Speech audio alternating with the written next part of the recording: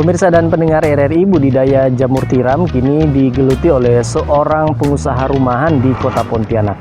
Dan potensi dari budidaya jamur tiram ini cukup besar dan mampu menghasilkan pundi-pundi rupiah bagi pengusaha termasuk bagi sejumlah karyawannya. Bagaimana produksi dari jamur tiram ini? Berikut informasi selengkapnya untuk Anda.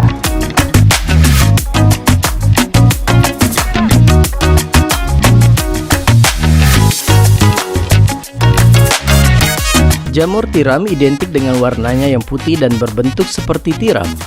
Ada banyak jenis jamur tiram, mulai dari jamur tiram abu-abu, tiram putih, coklat, dan tiram berwarna kuning emas. Namun tiram yang banyak digemari masyarakat adalah jamur tiram putih. Kebutuhan jamur tiram putih di Kota Pontianak sangat tinggi. Lukman, seorang pembudidaya jamur tiram skala rumahan di Kota Pontianak, tepatnya berdomisili di Gang Jamur Jalan Nipah Kuning dalam Pontianak, sudah berlangsung sejak tahun 2014. Awalnya Lukman melakukan budidaya jamur tiram ini dengan mempelajari iklim di Kota Pontianak yang cukup panas, ketersediaan bahan baku dan pangsa pasar jamur setelah produksi. Hal tersebut tidak ada masalah.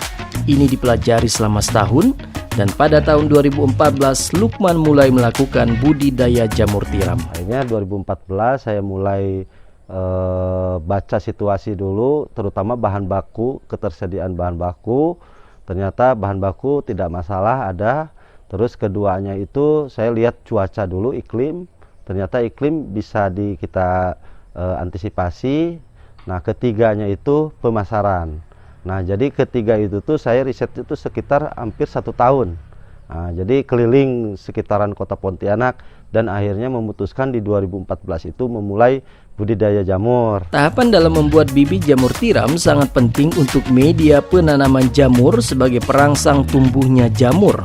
Apabila bibit yang dibuat dengan sebaik mungkin, maka akan menghasilkan produktivitas yang tinggi. Dalam pembuatan bibit jamur tiram dapat dibagi menjadi 3, yaitu F0, F1, dan F2 yang bahan dasarnya F1 dengan biji jagung. F2 prosesnya hampir sama dengan cara membuat backlog jamur tiram, karena F2 adalah bibit dewasa yang siap untuk dibudidayakan.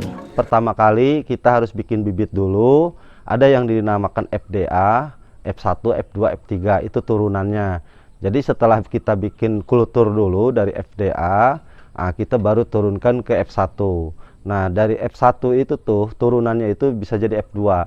Proses seperti itu tuh medianya kita bisa bebas. Yang penting kalau yang saya ketahui dari biji-bijian. Nah, yang saya pergunakan untuk bibit F1 dan seterusnya itu pakai jagung yang udah pecah. Nah, itu prosesnya selama 20 sampai 21 hari. Media penanaman jamur tiram hampir sama dengan budidaya jamur pada umumnya, di mana media tanam merupakan hal yang harus dibuat terlebih dahulu. Secara umum, media tanam dalam budidaya jamur tiram dikenal dengan istilah backlog. Pembuatan media menggunakan serbuk gergaji kayu yang diayak terlebih dahulu. Kemudian dedak padi sebagai protein dan kapur CO4 atau dolemit sebagai penetral asam dan air secukupnya. Berikut ungkapan Sauda, seorang karyawan Lukman saat proses pencampuran dan penanaman media jamur tiram. Bahannya debu kayu, dedak padi, kapur, langsung air secukupnya, diaduk sampai rata, langsung dimasukkan ke kantong, ditumbuk, ditimbang maksimal 1,2 atau sampai 1,3.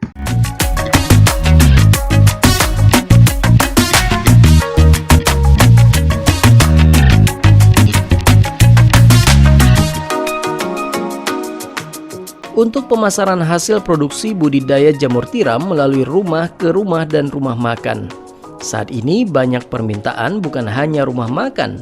Seiring meningkatnya pengetahuan masyarakat memahami kandungan gizi pada jamur tersebut, maka permintaan akan jamur ini terus bertambah banyak. Karena jamur ini mempunyai rasa yang enak, protein yang tinggi, dan bebas lemak.